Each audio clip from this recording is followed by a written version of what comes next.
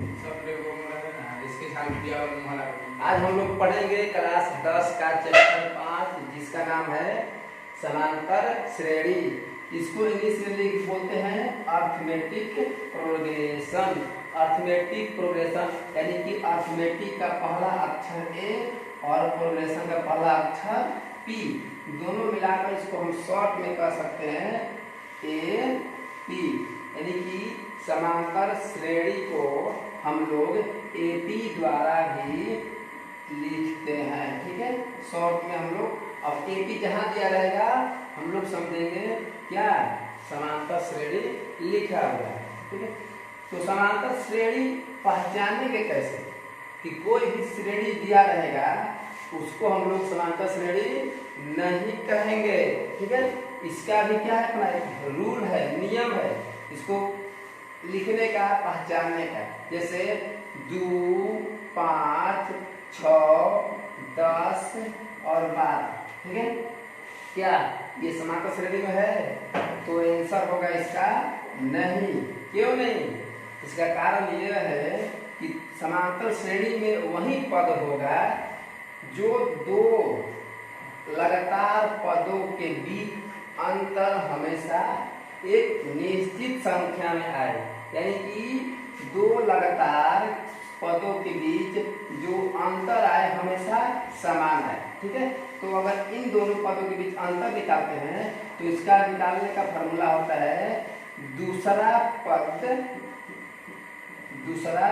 पद माइनस पहला पद। कोई क्रम निकालना होगा, यानी कि इन दो क्रमों के बीच निकालना होगा एक, मतलब कि इसके अंतर, तो इसका दूसरा पद ये हो जाएगा, पहला पद ये हो जाएगा। ठीक है, तो हम निकाल रहे हैं पहला अंतर। तो पहला अंतर के लिए 5 माइनस 2 बराबर कितना हो जाएगा? 3। ठीक है, अब दूसरा अंतर हम निकालते हैं तो क्या करेंगे, 6 में से 5 घटाएंगे, ये होगा 1। तीसरा अंतर निकालते हैं तो 10 में से 6 घटाएंगे, ये कितना हो जाएगा? 4।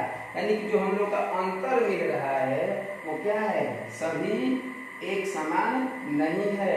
तो हम लोग कहेंगे कि ये जो पद दिया है, जो श्रेणी दिया है, ये क्या है, एपी में नहीं है, यानी कि ये समांतर श्रेणी में नहीं है।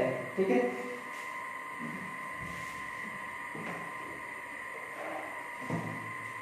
चलिए अब हम लोग जानेंगे कि एन निकालने के तरीके, यानी कि इसका एक सूत्र होता है। ठीक है, जिसको हम लोग बोलते हैं सार अंतर।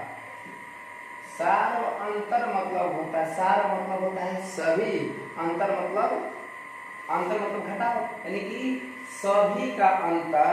यहाँ पर सभी करने का मतलब है कि सभी पदों के बीच का अंतर हमेशा एक निश्चित संख्या होनी चाहिए। सार और अंतर को हम लोग डी से लिखते हैं। ठीक है, तो सार और अंतर यानी कि डी बराबर जब निकालना होगा तो इसका फॉर्मूला होता है दूसरा पद माइनस पहला पद। अब ये पद क्या होगा? ठीक है, इसको हम लोग जानते हैं। ठीक, जैसे यहाँ पर कि कोई भी एपी में लिखा हुआ है 2, 4, 6, 8, 10 और 12। ठीक है, यानी कि ये पहला पद है, ये दूसरा पद है। जब स्टार्टिंग से हम गिनेंगे तो जो पहला स्टार्ट में जो संख्या आएगा उसको बोलेंगे पहला पद, दूसरा संख्या आएगा दूसरा पद, तीसरा संख्या आएगा तीसरा पद, और जो चौथा संख्या आएगा चौथा पद कहेंगे। ठीक है, तो ये पहला पद को हम लोग लिखते कैसे हैं? ये एपी जब बनाएंगे हम लोग तो पहला पद को हम लोग हिंदी में ना लिख करके इसको हम लोग एपी के जो फर्स्ट लेटर है ए, उससे हम लोग यानी कि स्मॉल ए से पहला पद को लिखते हैं। ठीक, इसमें पहला पद के लिए क्या लिखेंगे? पहला पद के लिए हम लोग क्या लिखेंगे? स्मॉल ए यहाँ पर लगा देंगे, यानी कि पहला पद के लिए। दूसरा पद के लिए क्या हो जाएगा? A2। तीसरा पद के लिए A3। इसी तरह हम लोग जितना पद को बताना होगा उतने हम यहाँ पर संख्या लिख देंगे n। ठीक है, तो ये मतलब कि अगर n पद होगा इसमें लगातार डॉट डॉट डॉट ये n पदों तक जाएगी, उसको हम लोग लास्ट में क्या लिखेंगे an लिख देंगे, यानी कि an मतलब अंतिम पद। तो अंतिम पद को लिखने में किससे an से किसी भी श्रेणी में, यानी कि अगर यहाँ से नहीं दिया रहेगा ये लास्ट पद है।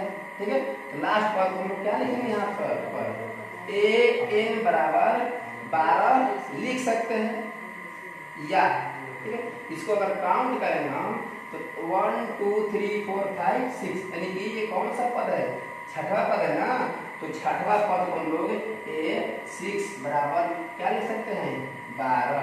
ठीक है, ये होता है पदों की संख्या ज्ञात करने का तरीका। ठीक है,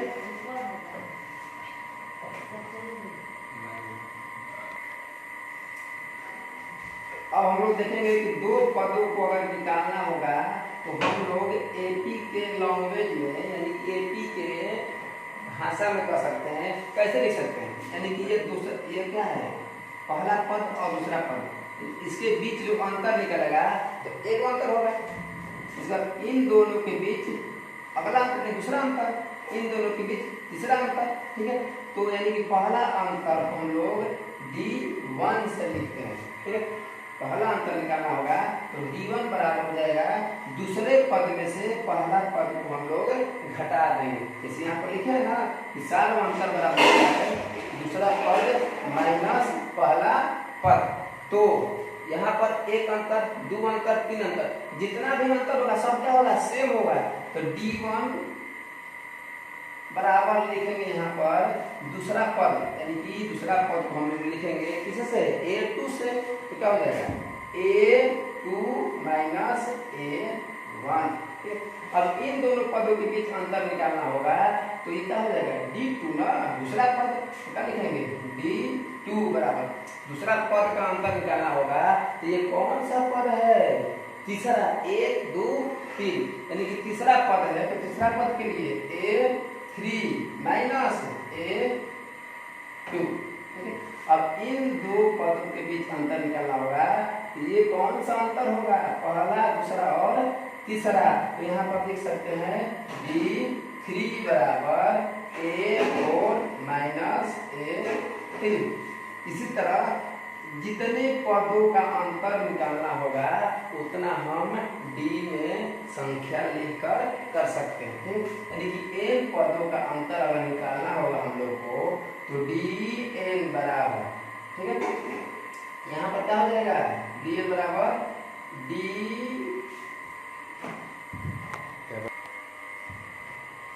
अगर अंतिम अंतर निकालना होगा अंतिम पदों का अंतर, तो यहाँ पर देखिए क्या है D3 है ना, तो A4 में से A3 घटाएंगे तो dn निकालना होगा तो dn प्लस 1 में से तब यहाँ पर an प्लस 1 में से क्या करेंगे n को हम लोग घटा देंगे, यानी कि किसी एपी का अंतिम सार अंतर निकालने के लिए dn बराबर dan प्लस 1 में से an को घटा देंगे। ठीक है, यहाँ सब लोग समझ गए क्या अंतर निकालना है। ठीक है, तो चलिए एक दो गो एग्जाम्पल देख लेते हैं। ठीक है, एग्जाम्पल जैसे यहाँ पर लिख दें हम 10 14 18 और 22। ठीक है, अब यहाँ से a बराबर कितना हो जाएगा a1 बराबर 10, a2 बराबर 14 और a3 बराबर 18, a4 बराबर 22। ठीक है, दिखाई दे रहा है यहाँ पर ना।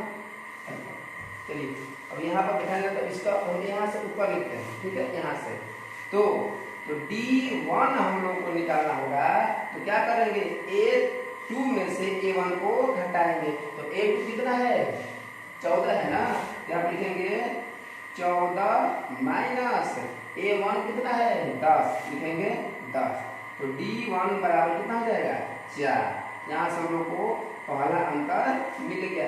इस तरह का दूसरा अंतर ज्ञात करना होगा तो क्या होता है A3 माइनस A2।